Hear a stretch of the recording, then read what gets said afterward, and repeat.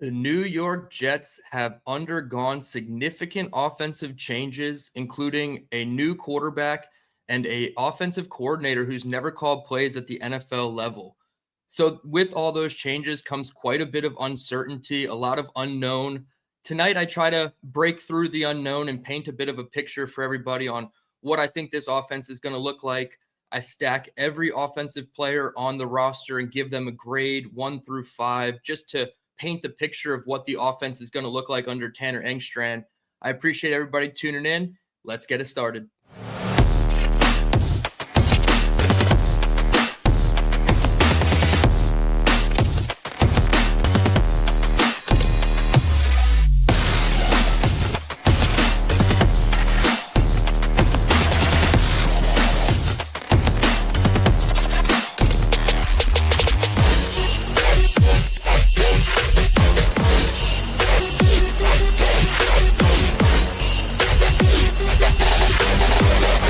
We want you to bring that here, all right? Go up there and press him and choke him out.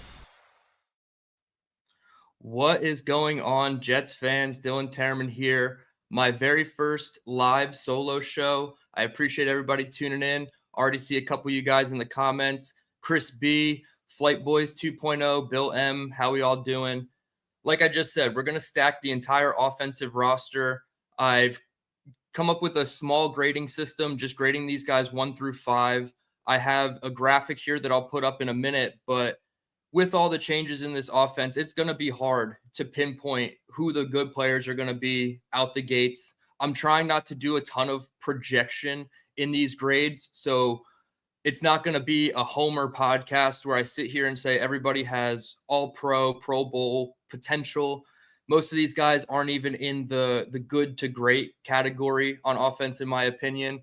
So first, I want to start off with Engstrand. Obviously, first-time play caller at the NFL level. We know he's called plays with Harbaugh, I believe, in Michigan. And then at the UFL level, where he split time calling plays with Pep Hamilton, who I believe was getting OC looks. I don't know if he secured a job, but he was getting OC looks. Obviously, the Patriots had that fluff interview with him just to, circumvent the Rooney Rule and get Mike Vrabel in-house. So Engstrand does have some experience calling plays, obviously, with Ben Johnson the last couple seasons in Detroit. I'm starting to brush up on what the Detroit offense looked like in 2023 and 2024 so that we can try to find some similarities in what we think the Jets are going to do based off that offense, and those videos will be coming closer to training camp. So Engstrand, to me, is the first unknown. We're not going to rank him in today's show. But if I had to give a grade, I would just give him a 3 out of 5, which is right in the middle because first-time play caller, we don't know what to expect, but he comes from a really creative offense. So you have to kind of give a little bit of the benefit of the doubt that he's going to absorb some of the things that Ben Johnson installed in Detroit, and now he's taking with him to Chicago. So I have probably higher hopes for Engstrand than maybe most Jets fans do without technically seeing the NFL product on field with him, but let's just get right into it. I have a graphic here that I'm going to pull up that I made of the offensive roster. You'll see it is very nicely color coordinated and easy read for everybody. Hopefully, if you guys are watching on TV, maybe even on your phone, this will probably be a lot easier to read. Obviously, I know some of you guys just listen and don't watch, so I'll talk through the entire process as we go. But I did give every single person on the offense and defense, which we'll get to next week, a grade 1 through 5. You see the grade scale at the bottom here. We'll go through it. A 5 is the best you can get, which I believe is all-pro, Pro Bowl potential, and I was very conservative with giving these out. I don't remember how many are on defense, but as you see, there's only 1 on offense. 4 means you're mostly good.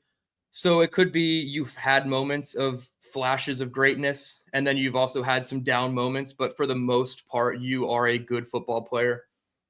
Number 3 is the good category. Obviously, good can be relative and subjective. For me, good just means you're slightly above average or you are league average at your position. So a lot of guys are going to fall into the good bucket as well as the below average bucket, which is the number 2 grade. I also threw rookies in here. I'm not going to put rookies higher than a 2. on a grading scale of 1 to 5. It just seems unrealistic, even for, first round pick Armand Membu. I can't make him anything higher than a 2 without seeing him on the field yet. So again, I tried not to be very homer with my grades. So if you guys have a problem with them, please shout it out in the comments. Tell me where I'm drastically low or possibly too high on a player. But we'll go through it position by position, starting with the quarterback. Brand new guy in-house, Justin Fields, takes over for Aaron Rodgers, who the Jets obviously let go and is now in Pittsburgh, who is our week 1 opponent. So first time in NFL history that teams have swapped their starting quarterbacks from the previous year and will play each other in week 1. So that makes for a really good storyline. This one's going to be a bit controversial because I have Justin Fields listed as a 2. Below average, in my opinion. He's had some moments where it was like, okay, you could think about putting him in the good. I think about the 1,100-yard rushing season he had in Chicago. I'm just not fully ready to say Justin Fields is good, quite frankly. I think he's still a below average quarterback. He's probably better than Zach Wilson and what we saw from him in 2021 and 2022, even parts of 2023, of course. So Fields to me is a 2. And Tyrod Taylor, his backup, I listed as a 3. Now, that's not to say I think Tyrod should be the starter, or if Fields is slumping, that they should just immediately pull the plug and go to Tyrod Taylor. I don't think that's the case. I really think that Fields, for better or worse, should get the 17-game sample size, given that he's healthy, see what exactly he is or isn't as a quarterback, and go from there. And then you adjust in 2026. And you either pivot to a new quarterback or you give Justin Fields 2026 with a guy behind him that we know we're going to transition to for the long term anyway. So to me, Fields gets a 2 and Tyrod gets a 3. Not too much really controversy there, although I know some people will think that I'm trying to say that Tyrod should be the starter. That no, that's not the case. I think they believe in Justin Fields, again, for better or worse. We don't have to necessarily agree with how they think about Fields, but if they're confident that they can coach him up and let him be a quarterback for the first time in his career, then I'm all for it. And I think he should get every opportunity to prove that he's not the guy. Moving to the running back position, I have Breece Hall, Braylon Allen, and Isaiah Davis graded. As you can see, the red guys, these are pretty much the cut line for where I think the roster is going to be on the 53. So I don't think they're going to carry a third quarterback, either Adrian Martinez or Brady Cook. So as you can see with running back, I only think they're going to carry 3. Kene Nwangu, I have in the special teams segment for anybody who's asking why he's not with the running backs. He would be a complete unknown as a running back, and I didn't want to give him a 1 grade because I think he's better than that. So when you put him into the special teams only category, his grade will go up. And you'll see that reflected on the defense and special teams episode next week. So Breece Hall to me is mostly good. He gets a 4 grade. I wanted to put him up in the 5s. I just don't think Breece Hall has put it all together, whether it's due to health, scheme, bad blocking, bad coaching, just I don't want to say lack of effort because he's always giving good effort. It's just a myriad of reasons why Breece Hall to me is just not quite in that 5 tier. Again, I was very conservative with giving out 5. So Breece gets a mostly good. And maybe people will push back on these two, but I put Braylon Allen and Isaiah Davis in the good category. Maybe you could argue Isaiah Davis belongs in the below average, but I think this backfield is really special for the Jets. Maybe it's not, top 3 or top 5 in the NFL, but I think it's right there knocking on the door. If I stack the entire league, maybe you would put this room at like 7 or 8. Which isn't bad considering Breece Hall coming off a quote-unquote down year, and Braylon Allen and Isaiah Davis only having 1 year under their belt, but solid production in their rookie seasons. Braylon Allen, we know what he is. He's more of the bruiser, downhill, hopefully short yardage back. And Isaiah Davis, I mean, if you needed 9 yards on 3rd and 17, Isaiah Davis was your guy. So I'm excited to see what Isaiah Davis can do in a role where they're not just throwing them out there to chew up a couple yards and punt the ball on the next play. So maybe I'm a little bit higher on the running back room as a whole, but I have Breece as a 4 and Braylon and Isaiah Davis both as 3s. Moving on to the wide receiver group, this is where the only number 5 comes in on the entire offensive side of the ball. No coincidence, it is number 5, Garrett Wilson. I think he's just too special of a talent. 1,000 yards every season with butt quarterback play has to speak for something. Not necessarily saying that his chemistry with Fields is going to make him a 1,500-yard receiver, but there's a case for Garrett Wilson to have his best statistical season with Justin Fields as his quarterback, just due to that instant chemistry and also the lack of names behind him on the depth chart. Also, there's a case to play devil's advocate, and I don't necessarily think this is true, but there's a case to be made that Garrett Wilson could have his worst statistical season in 2025, given the amount of how much run-heavy offense they're going to do. Obviously, if they're down a lot in football games and they need to pass in the second half, that's going to be helpful for Garrett. But if they're in what I call a neutral game script where the score is close, there's a case to be made that they're just going to run it down opposing defenses' throats until they figure it out. So there's a chance Garrett Wilson takes a dip in production, and a dip in production could be literally 999 yards, and that would be his worst statistical season. So it's not to say I think Garrett is going to be awful this year. There's a case where he goes for 1,200 plus and hopefully double-digit touchdowns once they get into the red zone and Justin Fields really keys in on him. So after Garrett Wilson, it gets a little muddy. I have Josh Reynolds as my wide receiver 2. I think all off season is kind of pointed to that. I know some people will try to tell me Allen Lazard is wide receiver 2. I just don't see it. I think Josh Reynolds is wide receiver 2. He had his best statistical season in 2023 with Detroit, just over 600 yards and 5 touchdowns. This is actually his best statistical season of his entire career. So he's not necessarily falling off a cliff with his production. 2024 was definitely a weird year for him, going from Jacksonville to Denver. I think he had just a handful of catches, maybe 250 yards last year combined across both teams. So it's tough to, bank on his production as a wide receiver 2. But if you can get him closer to that 450 to 600 yard mark as your wide receiver 2, and that doesn't necessarily mean your pass catcher number 2, he could have that amount of production and be the 4th highest output in terms of receiving yards. Maybe Breece Hall or Mason Taylor could sneak up there and pass him in terms of receiving yards. But if he can get 450 to 600 yards as your wide receiver 2, I think that's more than fine for your wide receiver 2 in this offense, again, being so run heavy, we think. After that, you just have a cluster of below average guys. Allen Lazard, Irv Charles, Xavier Gibson, Tyler Johnson. I mean, they're just, they are what they are. They're below average. Allen Lazard has a drop problem. He has an effort problem when Aaron Rodgers isn't his quarterback. He's even admitted to that. Irv Charles, he is mostly a special teams only player, but he has played offense, so I put him in here. Xavier Gibson, mostly a special teams guy, but he's probably going to have a role in this offense considering all the other unknowns at the position, with Malachi Corley obviously being a red player.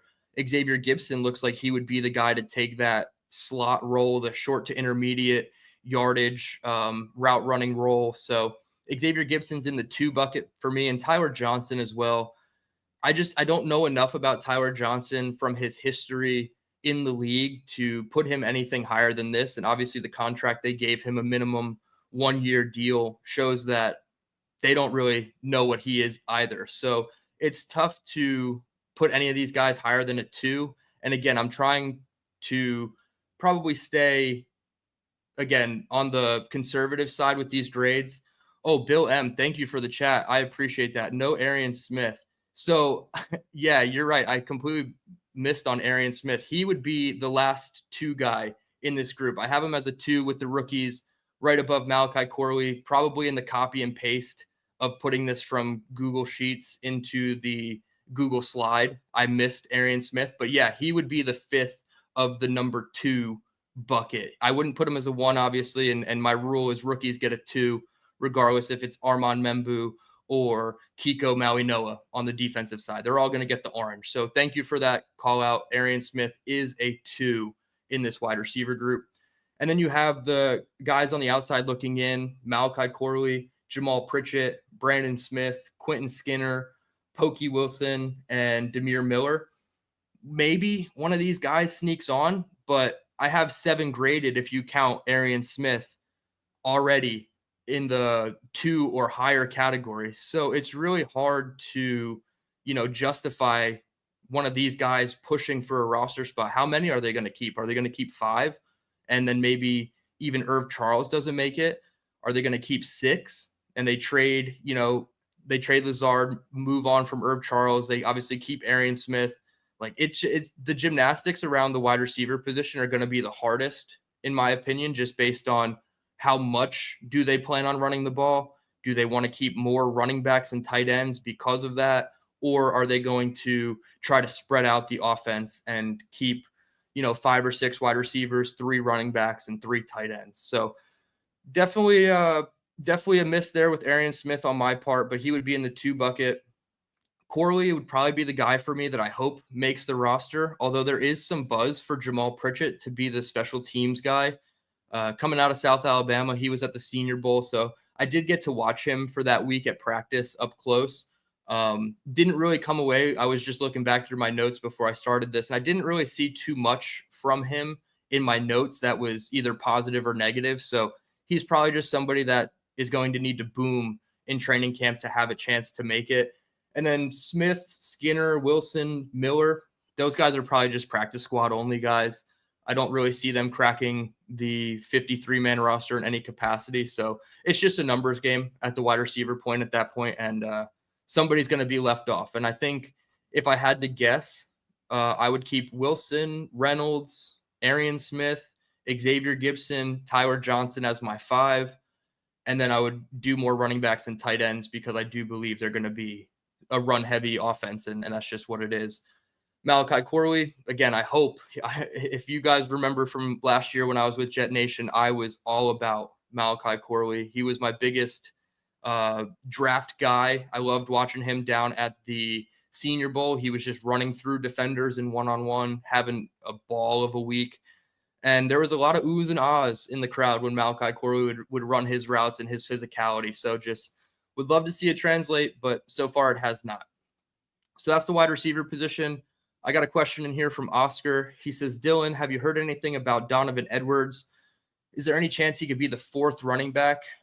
So to me, Oscar, and maybe you didn't hear me when I said it, Kene Nwangu, I would technically put as the 4th running back, but I have him in the special teams only category because I think that a running back 4 has to give you some type of juice on special teams. And Nwangu, with his return last year, I believe it was against the Seahawks, that gave me more confidence in him being a special teams contributor than Donovan Edwards. I don't really have too many notes on Donovan Edwards in terms of what he's done in minicamp and OTAs to say he's deserved of a running back 4 spot, but maybe between him and Nwangu, one of those guys could carve out a role. I just don't think they're even going to keep that many. I think they're only going to keep 3 running backs, and then Nwangu would be a special teams only, even though by name he is a running back. And then you also have a guy I'm going to talk about in the next group of guys who they could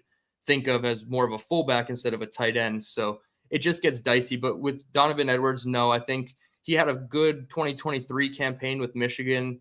Didn't have the best 2024 draft process. Obviously wasn't great because he went undrafted, and I don't see it. He's probably a priority practice squad guy if he clears waivers, but other than that, I don't know if I see Edwards making this 53-man roster.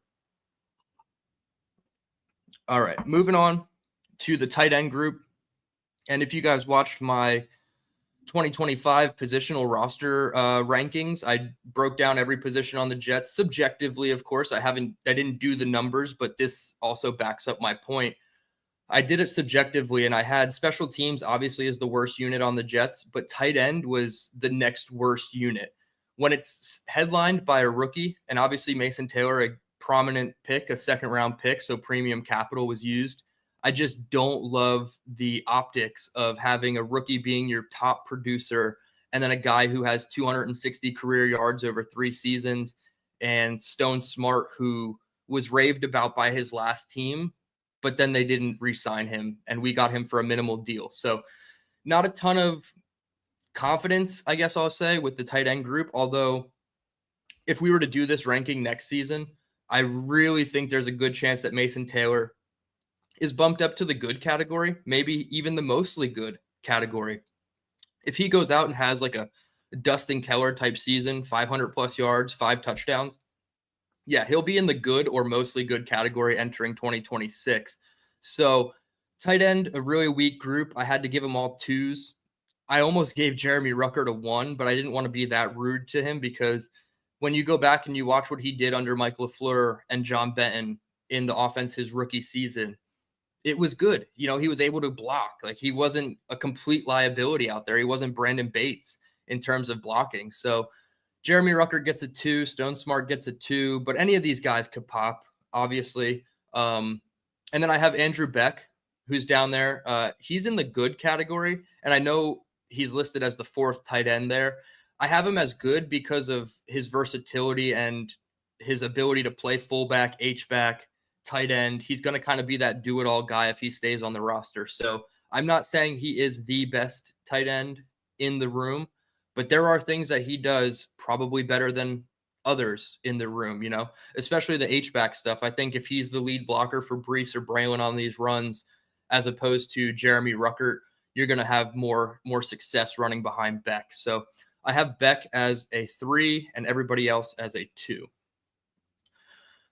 Zach Kuntz, Neil Johnson, nothing really to say there. Zach Kuntz couldn't really make a name for himself. He was a practice squad, you know, kind of just riding it out on the practice squad and the scout team. Rodgers said some nice things about him when he was on the scout team recovering from his Achilles injury. But other than that, Kuntz really hasn't done enough to stick on this roster. Last unit here is the offensive line. I have 2 guys in the mostly good category, Elijah Vera Tucker and Joe Tippmann. I think they're easily your 2 best offensive linemen entering this season. Does that mean that they're going to end the season or even midway through the season be the best 2? No. I think somebody in that yellow category is probably going to jump up and be in that green category as well next year. So AVT, Joe Tippmann, those are my top guys. I have 3 in the good category: John Simpson, the starting left guard, Olu Fashanu, the starting left tackle, and Josh Myers, the backup center, free agent signing from Green Bay. The reason I have these guys as good, John Simpson, obviously he's just getting a little old, and I want to see more, not consistency, but I want to see him consistently put it together for 2 seasons here before I really put him up into the mostly good. Fashanu, it's more just about sample size. I don't think he's a bad player by any means. I honestly wanted to put him in mostly good, but because of his sample size last year and then the injury at the end of the season causing him to miss some games, it was just hard for me to put him up with Tippmann and Vera Tucker when they were out there consistently. So Fashanu would probably be my biggest riser. If I had to guess mid-season or going into next season, he'll be a tier higher. And then the 5 after that are Armand Membu, the projected starting right tackle, Chuks Okorafor, the backup right tackle who was signed from technically New England, although I call him a Pittsburgh Steeler because that's where he played 51 starts at his true position of right tackle and not left tackle for a series and a half and then kind of just quit on his team.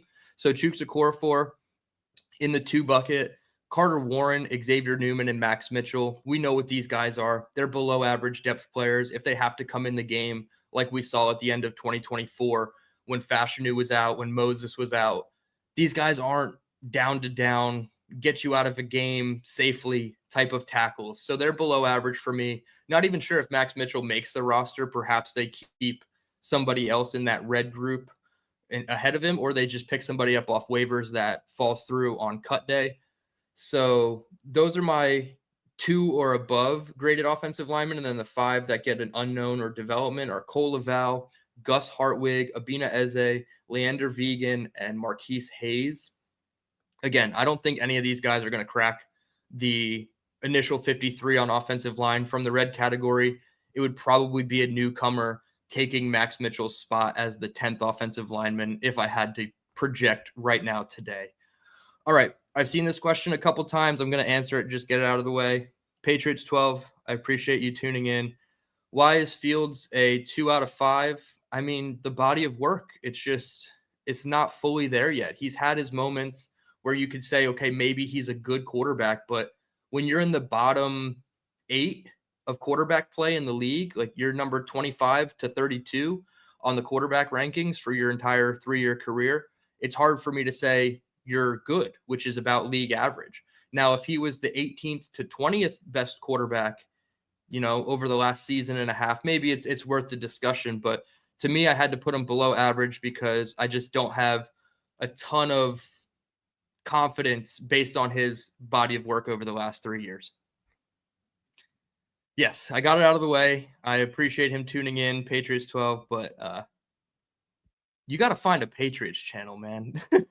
It's just crazy that you've found all these Jets channels, but we do appreciate it.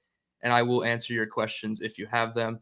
So that is the entire offensive grades. Now, the next slide I show is going to be my, kind of breakdown average score, and that's going to start ranking them in terms of positional value and the strength of each position.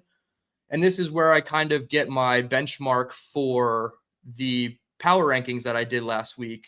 I did this without comparing my notes to what I did in the positional power rankings. That was completely subjective and just how I feel about the position.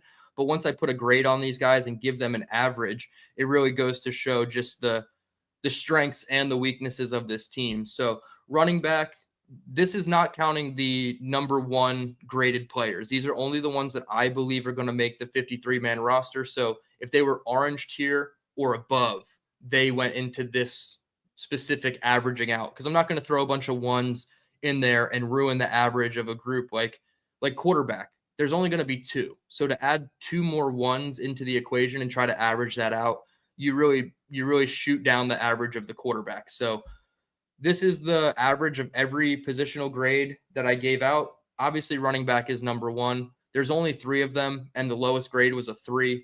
So when you combine all of their scores up, you get an average of 3 1/3. So that is the number 1 unit on the offense. And in my positional power rankings, I had the running back group as the number 2 group on this entire roster. So not just pushing a narrative here, but the numbers did back up what I said about running back being the number 2 group on the team. O-line comes in at a 2.70. So quite a bit of a drop off from running back to O-line, but you have to consider there's 10 guys in the O-line group, right? So if you did just the starters on the offensive line, that number would be much, much higher, right? So take that with a bit of a grain of salt, but also you have to factor in the entire room of 10 guys, not just the 5 starters, because we've seen before more than 5 guys are going to start on this offensive line. I had the offensive line group as the number 3 position on the entire roster. So without seeing the defensive numbers just yet, obviously I've done the numbers, you just haven't seen them.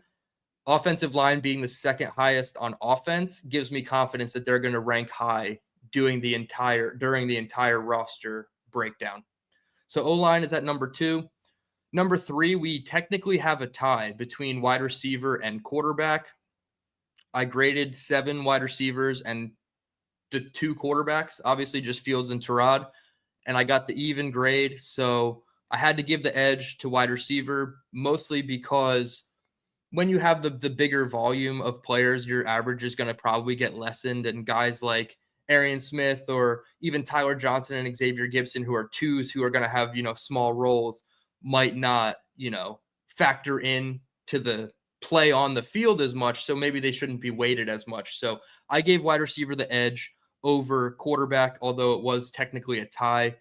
Quarterback came in at number 8 on my rankings, and wide receiver came in at number 6. So the tie was kind of good in my opinion, because it allowed me to put wide receiver above quarterback and kind of push that narrative. But also, I just think wide receiver is better than quarterback on this team. I don't think it takes too much too much of like the eye test, really. I think everybody would agree that wide receiver right now, because of Garrett Wilson and the potential of Josh Reynolds, is better than Fields and Tyrod Taylor. So a tie technically at 3, but I gave the tiebreaker to wide receiver at 2.5 average. And then big jump down to 1.75 average is the tight end group. And that is Taylor, Smart, Rucker, and Beck. So if you didn't have Josh Beck or Andrew Beck in there, who's a 3 grade, this would probably be even a lower score for the tight end group.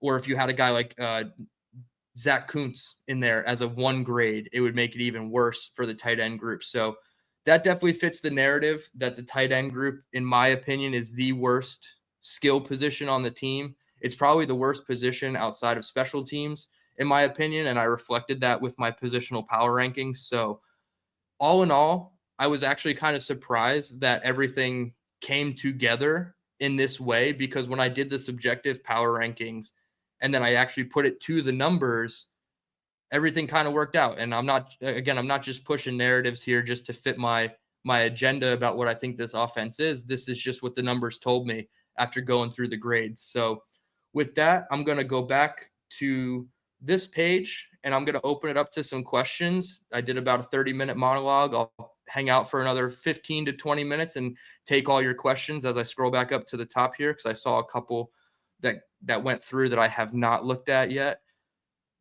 Let's see who else is in here. Johnny Boy, how's it going? I see you in here. Kyle Clifton, I see you in here as well. Chris B, I appreciate all the kind words always. Party with Peg and Artie, I see you in here as well. Hope you guys are all doing well. Patriots 12, I see you again. I really appreciate everybody tuning in. This is my first live show. Charleston Jetsrube, of course, have to shout you out too. My South Carolinian brother. He has a question. Hey, Dylan, do you think there's a chance we could have a 1K yard wide receiver, running back, and quarterback in terms of rushing? I don't believe that trifecta has ever been done.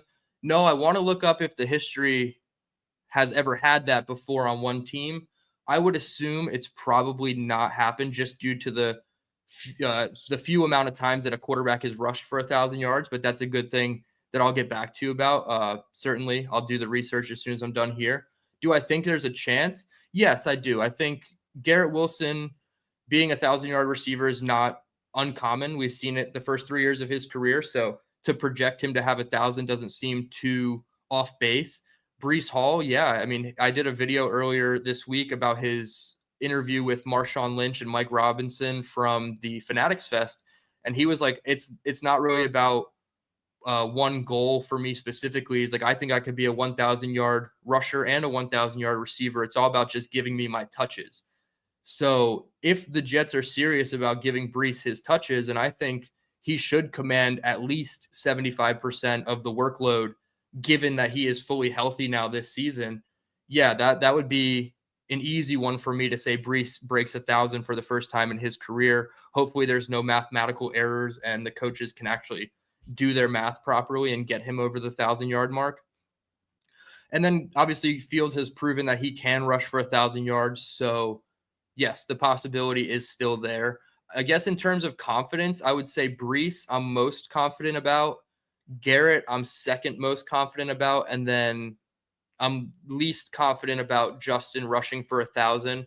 But again, that's more so because they say they want to let him play quarterback, which would mean hopefully passing the ball and being more efficient with his run game and not just asking him to be a one read and tuck it and run type of quarterback. So yeah, I do think there's a really good chance that this happens. Maybe not a good chance, but I would say there's a non-zero chance. Let's just put it that way, that the Jets could actually have all of those things work in their favor.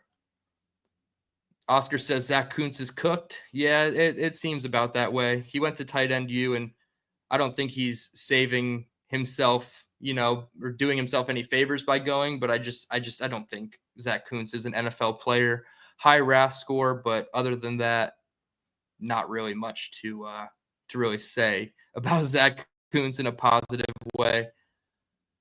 Let's see what else we got here. Oscar again, I actually love how quiet it is for the Jets. We don't deserve the spotlight. We have to earn it. work in silence. Yeah, absolutely. I'm a big proponent of this move in silence narrative that Aaron Glenn is pushing. I love that nobody is returning Adam Schefter's phone calls. I think, like you said, the Jets have to earn the spotlight. They can't just go out and trade for a future Hall of Fame quarterback and expect the spotlight to come to them and everything be peaches and cream. So, yeah, move in silence. Keep doing it. Don't allow any outside narratives to control what's going on inside One Jets Drive. Let's see what else we got here. Chris B, incredible NY Jets content. You are one of the nicest people in the entire world, Chris B. I see you in every single chat room that a Jets content creator has, and I don't think I've ever heard you say a bad word about anybody. So you're probably one of the most positive, uplifting Jets fans in this entire community. Peg and Artie say great job. I appreciate that, guys.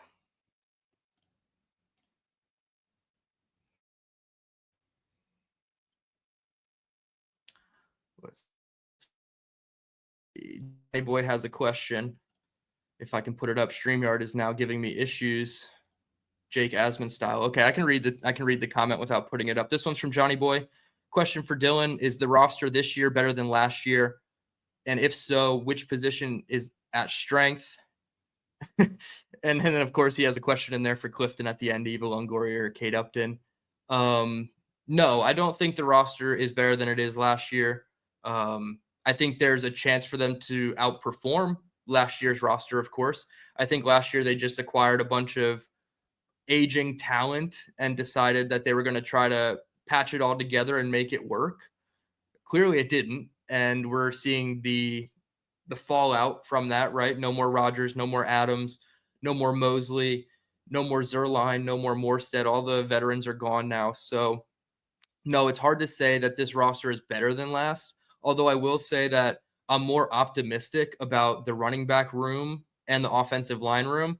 And I'm also more optimistic about the cornerback room just because once Salah was fired and DJ Reed, I don't want to say gave up on the season because it's just such a harsh term, but we all saw the demeanor that 4 was carrying last year. He really just wanted to the offseason and get himself a new contract on a different team.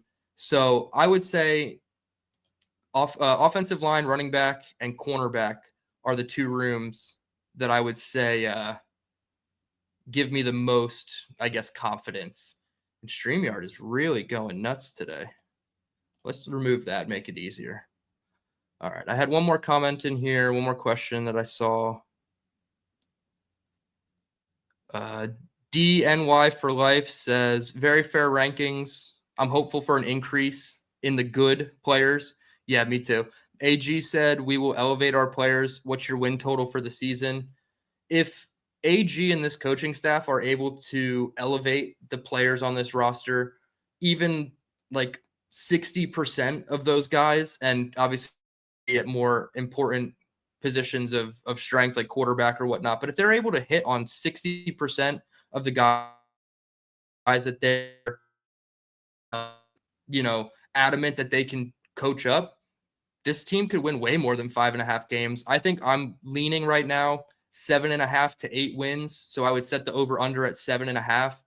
Undecided if I would take the over or under if I was betting real money, but I do think there's easily a case to be made that they win 7, if not more games. It's all about what they look like competitively. If you go out and you start the season 1-6, but you end with 7 wins, what does that 7, those 6 back half of the season wins look like? Are you competitive in, the second half of games, or are you just like miraculously pulling a comeback out of your ass like the Giants did when they made the playoffs? They were undefeated in 1-score games that season, except for maybe 1 game I think they lost. So it's tough to say exactly a win total without training camp starting, but I'm leaning 7.5 to 8 wins right now would be probably where I would go with the Jets season totals.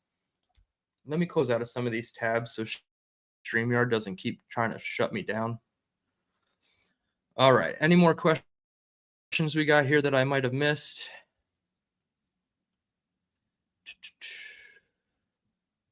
Don't really see any questions that I've missed. So I'm going to hang out for about another 5 more minutes. If you guys have any more comments about the offensive rankings or just questions about the team in general.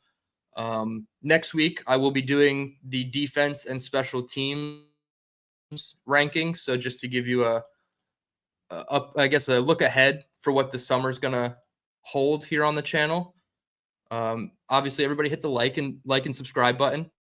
Leave the channel tonight. I'm going to try to get to 1,000 subscribers by the season opener. I'm at 460, so we're 40 subscribers away from allowing memberships to be gifted, allowing super chats, and I've really been trying to think of ways to make the membership worth it for everybody. I know other content creators have incentivized, memberships in terms of members only videos and access to this or that in terms of Patreons, Discords, whatnot. I think for right now, my memberships are just going to be extended film breakdowns. So, for example, I put out a 20-something minute Lenora Sellers film breakdown earlier this week. I think that was Saturday I put that out. If you are a member of the channel, that 24-minute video is probably going to be closer to a 45-minute film breakdown, and I'm probably going to go into way more detail about the strengths and weaknesses of each prospect when I do that. So you'll definitely get longer film breakdowns. You might get more of an in-depth look at exactly how I scout a player. Maybe I'll pop up one of my scouting reports as I'm doing a live show or doing a show and show you guys just exactly how I break down each position. I usually do 10 traits for each position, and then I give them a grade 1 through 10, but I can really go into detail about some of those traits and how I weigh them comparatively to others. So the memberships will definitely be a work in progress, but there will be more incentive for you guys to be members, and obviously super chats, they go a long way to helping the channel, and I would greatly appreciate that. So we're about 40 memberships away. I'm going to try to do more live streams as well, because that definitely seems to help viewership, gets my viewer hours up, and also being able to do subscriber only in the comments means you have to subscribe to comment. So makes it a little better to find subscribers that way. So looking ahead to the summer content schedule, like I said, next week we're going to do defense and special teams. And then using this 1 through 5 grading system, we're going to create our entire top 53 rankings for the entire roster. And that'll probably happen once training camp starts. But the following week, I have penciled in on the week of July 14th. We're going to start the AFC East power rankings. I've went through, I think I just did offense so far, offense and coaching. So we're going to break that up into a couple shows to get us through the month of July. And we're going to go through every position and break down the AFC East, where they stack up against their 3 rivals, the Bills, Dolphins, and Patriots. So Patriots fan, if you do want to come back for those July shows, they will actually have some Patriots content for you. But this is just to see where the Jets stack up in the division. And that'll also go into the top 53 Jets roster rankings that I do. So just a bit of a look ahead. I'm also trying to get Leger Duzable on the show. I messaged with him earlier on Twitter, hoping to get him on for a pre-recorded episode, maybe a 20-minute piece with Leger. So it'll be a cool one if I can get Leger on here to give his input on Aaron Glenn and the new regime and what to expect. Patriots 12. We have the best coach. No. I'm sorry. Sean McDermott is still the number 1 coach in the division until proven otherwise. It's hard to say he's not when they've won the division so many times in a row. They're always there. They're always competitive, and he's a good coach. So Mike Vrabel is not the worst. I will say that. Patriots 12. Bill M says Dews would be a good grab. Yeah, I'm really excited to hopefully get him on. I'm hoping that he answers my Twitter back. I asked him for next Thursday. He was busy, so I asked him for this Thursday, and he didn't get back to me yet. So we'll see what happens there. DNY for life. Another question. Are you going to do call-in shows? Great job. Definitely going to keep supporting. No, probably not. At least for the first bit, I'm not going to do call-in shows. My personal stance on it is the second that I open it up to the floor, it no longer becomes mine, and I'm not saying Jake or BG or anybody that does call-ins, it's not their show because they're just more able to, I guess, control the room. I'm not at that level yet where I can, I don't want to have to cut people off when they start going crazy with their non-Jets takes. So if we could keep it to Jets takes only, I mean, that would be great. And I would love that. But for now, at least for the first couple months, maybe once we get into the season and people really have some Jets takes, we'll consider it. But it's definitely not something that I'm looking to do right away. I don't want to get demonetized like Bobby Midnight, right? No. So for now, the plan is not to call in, but we can do call-ins maybe during the season once there's actual Jets content and we don't have to argue about silly things like moon landings or voting rights or things like that. Charleston, more DT. Yeah. Not only for more of me, but more defensive tackle, right? The Jets need more defensive tackle. That'll be a position to watch entering the season. My guy was Leonard Taylor coming into the season, or coming into the spring and summer portion of the offseason. Clearly, it doesn't seem like that's the case. It seems like Byron Cowher is taking on that role, maybe even Derek Nottie as that guy outside of Quinnen Williams. But I appreciate you, Charleston. More DT. We'll definitely be getting more DT. I'm going to try to do at least one live show per week moving forward. You guys are incredible. I appreciate all the support. I see everybody in the chat here giving me love, so that's definitely much, much appreciated. Let's see. We have any more before we get out of here? We're about at the 45-minute mark. That's about what I wanted to do. My shows probably also aren't going to be much longer than an hour unless I have a guest on, and the guest occupies most of that hour. As you can see, I don't love to sit here and talk to myself. It's the reason why, you leave a voicemail on somebody's phone and you're just talking to nobody for a couple minutes. It's just a weird feeling, but you guys obviously make it a lot easier with the chat and all your questions. Johnny Boy with another one, and we'll probably end it on this one. Question for Dylan. Do you believe the holdup in the contract extensions is they're saving it for one Jets drive? I assume you mean their offseason production team, one Jets drive, so that they could, give us the whole background of everything that happened and give us the behind the scenes. I don't think they really care. Or I should say, I don't think Aaron Glenn really cares about putting the visual out there of what that looks like. I think Aaron Glenn and Darren Muzier are going to get this done when they feel it's right. But maybe there's an element of that. I don't think that would go with the whole moving in silence thing. I think now would be the perfect time because nobody's in the building, just get it out there. The news will cover it for a day or two, and then it'll be old news, So not necessarily think they're saving it for one Jets drive. Maybe they're just waiting to see what they look like when they get the pads on in training camp and really get into the install portion of obviously offense and defense for Sauce and Garrett respectively. So we're going to end it on that one. Although I do think those extensions come, Johnny Boy. I do think those extensions come within the first couple weeks of training camp at the worst. I don't even think we play a preseason game before these guys are paid. That's just my thought. I hope that's what the Jets are thinking.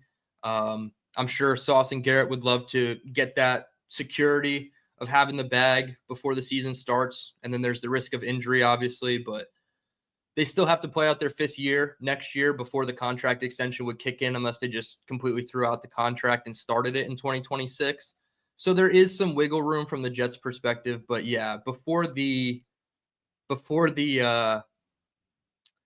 preseason starts, that's when I would get those extensions done. Rich, you threw me off with your comment, but we'll end on this one, a funny one. Do I believe Beast is a wizard? No, I don't believe he's a wizard, but I believe I'm a wizard. So that's where we're going to end it. Everybody, I greatly appreciate you guys. Almost 50 minutes live.